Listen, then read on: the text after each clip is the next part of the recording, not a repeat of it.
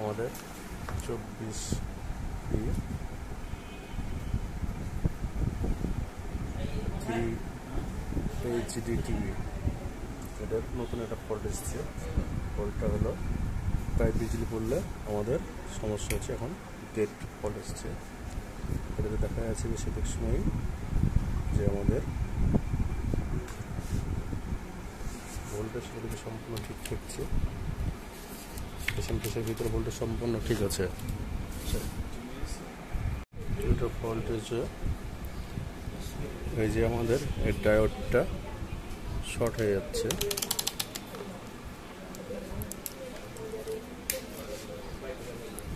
আমাদের লাইটের যে ডায়োডটা আছে লাইট জ্বালানোর জন্য এই ডায়োডটা শর্ট হয়ে যাচ্ছে।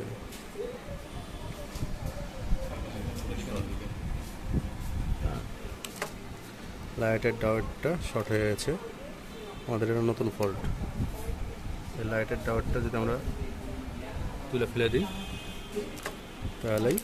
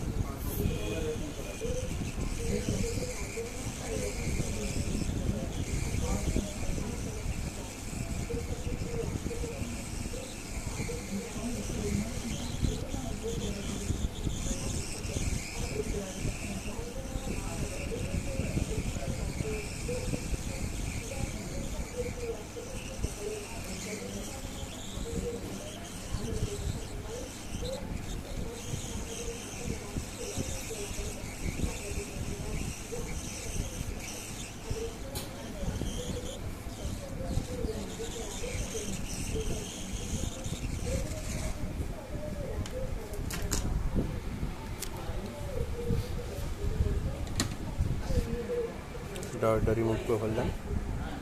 রিমুভ করার পর অন করলাম। এই যে আমাদের বোর্ডটা অন হয়ে গেছে। এখন কী করতে হবে, টিভিটা অন হয়ে গেছে। অন করলে এখন টিভিটা অন হয়ে গেল। আমরা অনলি এই ডায়োডটা রিমুভ করে ফেললাম।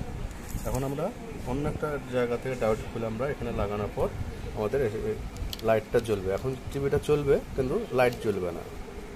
সেক্ষেত্রে কী করতে হবে, আমাদেরকে ওখানে একটা রিপ্লেস ডায়োড বসাতে হবে। টিভিটা এই যে ডায়োড তুলে ফেলে দেওয়ার পরেই টিভিটা কিন্তু রানিং। ফলটা আমাদের প্রায় এসছে এখন বর্তমানে 24E3HDTV সিঙ্গারের। আমাদের এই টিভিটা রানিং হয়ে গেছে।